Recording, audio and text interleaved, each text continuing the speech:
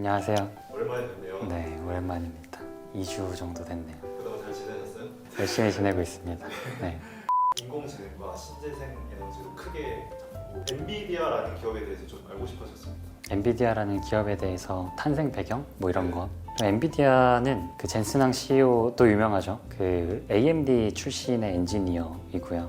93년에 창업을 했어요. 그래가지고 인텔하고 AMD가 1960년대부터 그런 비메모리 반도체 시장에서 이미 강자로서 자리매김하고 있었고, 1984년에 이제 애플의 매킨토시가 나오고, 그 이후에 90년대 들어서 개인용 PC들이 점점 보급이 되던 초기 시장이라고 보시면 돼요. 우리가 지금도 소프트웨어를 만들거나 하드웨어를 만들 때 일반 개인들이 쓸 때에는 사용성을 고려를 하잖아요. 화면 내에서 직관적으로 볼 수 있는 어떤 그래픽 처리 요소들이 점점 생겨나면서 그래픽 시장에 대한 성장성이 태동이 되던 때다라고 보시면 될 것 같고요. 그래서 93년에 GPU 전문으로 창업을 해서 처음에 이제 세콰이어 캐피탈, 우리나라의 마켓컬리나 토스 투자로 유명한 세콰이어 캐피탈 투자를 받아서 사업이 시작이 됐습니다. 이제 맨 처음에는 이제 GPU를 컨셉으로 잡고 어느 정도 비메모리 반도체 시장에서 사업 전략을 구상을 하다가 중간에 살짝 방황을 하죠. GPU랑 CPU가 결합된 APU 형태의 프로세서를 개발을 하는 걸로 살짝 노선을 잡았다가, 그러면서 진짜 망할 뻔했다가 그 세가라고 그 소닉 캐릭터로 유명한 그 게임사에서 투자를 해주면서 그 엔비디아의 첫 흥행작이 나오게 됩니다. 그러면서 어느 정도 입지를 구축하게 되고, 그 3D 관련된 다른 기업들도 인수하고 그래픽 처리 기술들 투자 금액 그리고 제품 판매 실적 바탕으로 점점 쌓아가다가 99년에 이제 원화로 시가총액 약 1조 원에 상장을 하죠. 1999년이 엔비디아한테 되게 의미 있는 해예요.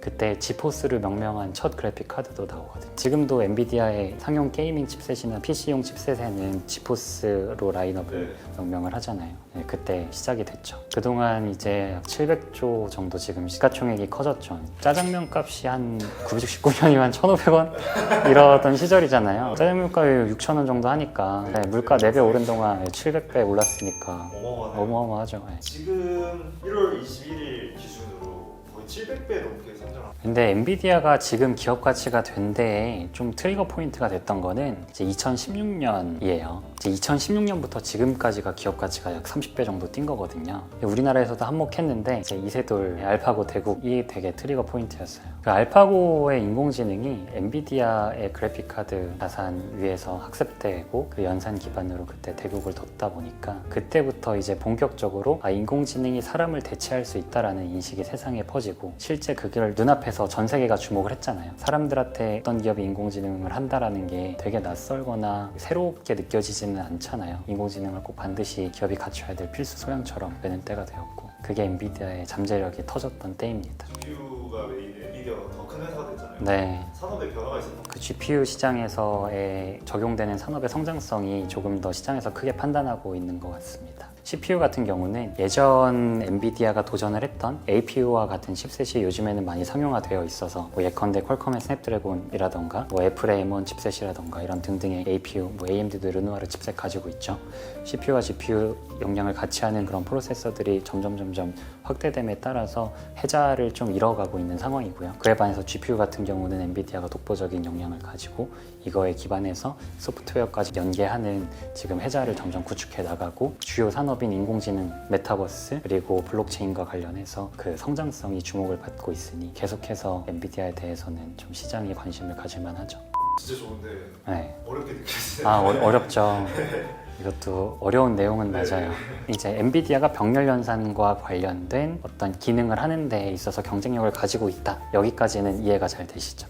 네. 그 병렬 연산과 관련해서 이미지 처리나 블록체인에서 수요가 늘어나는지도 궁금할 거잖아요. 근데 그런 것들이 이미지 처리로 예를 들면은 딱 사진을 생각하면 돼요. 사진을 딱 찍고 그리고 또 찍고 또 찍고 또 찍고 또 찍고, 되게 단순한 반복 작업이잖아요. 자율주행 차라든지 이미지 센싱을 할 때에는 굉장히 실시간으로 많은 양이 실사화돼서 모니터링이 되어서 정확도를 높여야 되는 건데, 근데 이거에 있어서 엄청 복잡한 연산이나 결정이 필요한 건 아니죠. 채굴도 보면 채굴을 하는 이제 로직이 단순하게 반복되는 과정이고, 수학 연산이라든지 이런 부분이 엔비디아가 병렬 연산에서 이런 기능들을 수행을 하면서 성장을 해가고 있다고 보시면 될 것 같아요. 약간 요즘 산업의 흐름이 GPU의 수요를 나왔네요. 네네. 다른 기업과 비교해서 해자를 갖고 있는지를 말씀해 주시면 게임하고 이런 것보다 인공지능이 더 중요하죠. 인공지능 같은 경우는 하드웨어하고 소프트웨어가 같이 맞물려서 기능을 하는 거예요. 하드웨어 기반에서 학습을 하고 그 하드웨어의 환경에서 훨씬 더 연산이라든지 인공지능으로서 할 수 있는 기능들을 더 잘할 거잖아요. 아직까지 엔비디아 위에서 학습되어서 상용화된 수많은 인공지능들이 엔비디아가 가지고 있는 혜자인 거죠. 저희도 인공지능 번역 기술을 가지고 해외 뉴스나 투자 정보를 유저들한테 제공을 할 때 저희도 엔비디아의 이제 테슬라 V100 쓰거든요. 그 인공지능 학습 그리고 연산하는 데 최적화되어 있는 모델입니다. 근데 이거를 테슬라 V100이 아니라 뭐 예컨대 AMD의 뭐 RX 관련 라인업이라든지 다른 프로세서에다가 얹어서 한다고 하면 또 맞춤으로 최적화시키는 작업이 필요하고 이런 게 있죠. 자기 기업만의 프로세싱 유닛을 만들수록 오히려 더 좋네요. 그러니까 시장 전체가 성장한다고 보는 거고 그 시장 전체가 성장을 함에 있어서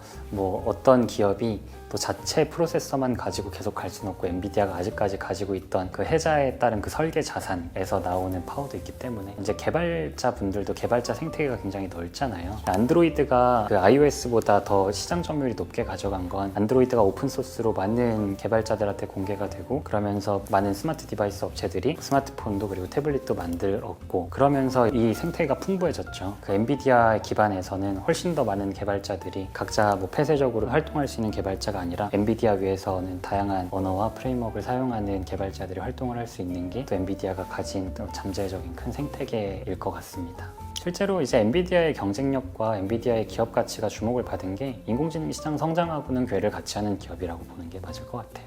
저희가 주목을 할 수밖에 없겠네요. 그렇죠. 주목할 수밖에 없죠. 매수 타이밍일까요?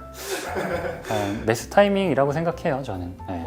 엔비디아 월적립식으로 계속 사도 된다고 생각합니다. 저희 임직원분 중에 이런 투자에 대해서 낯설어 하던 이른바 주린이다가 최근에 투자에 대해서 철학을 갖게 된 분이 계세요. 기술의 혁신이 세상을 바꾼다라는 믿음을 가지고 이제 QQQ를 매달 적금식으로 사겠다. 굉장히 현명하신 분이에요. 네, 그런 분이 계세요. 그러한 사례 중에 어떤 책에서인가 TQQQ 20년 동안 월에 100만 원씩 사신 분 아 진짜요? 사례 네, 있더라고요. 그래서 월에 100만 원씩만 샀는데 20년 지나니까 20억 됐다고 하시더라고요. 전체 재산이 반토막 나는 때도 있었다 하더라고요. 모으는 동안. 근데 개의치 않고 계속 모으신 거죠. 그렇게 보면은 우리가 인공지능 시장이 성장한다고 하면 거기서 반드시 사야 된다라고 생각이 드는 기업은 오히려 QQQ와 같은 기술주를 다 모아놓은 ETF에 비해서 조금 더 최적화되어 있는 투자 수단이 될 수도 있고 그런 그 바스켓으로 살 때 한 종목의 엔비디아는 들어가는 게 맞다라고 생각은 합니다. 저희가 오늘 엔비디아 이야기 다뤘는데 네. 엔비디아의 그래픽 카드 하면 또 자연스럽게 떠오르는 게 AMD잖아요. AMD도 또 최근 성장세가 무시무시해요. 그렇죠. 네. 다음 시간에 AMD 얘기를 한번 해요. AMD 같은 경우는 엔비디아하고는 성장 전략이 조금 다른데 우리 데이터 센터 시장에 굉장히 주목하고 있고 그리고 그래픽은 설계 자산을 공유하면서 우리 삼성전자라든지 하면서 다른 성장 전략을 가지고 있는데 AMD도 2016년 3월에 이제 이세돌 구단 알파고 대국을 할 때부터 하면 거의 40배 이상 성장을 했어요. 그래서 그 성장 스토리 한번 같이 이야기해보면 좋을 것 같습니다. 네. 오늘도 고생하셨고 네. 안녕.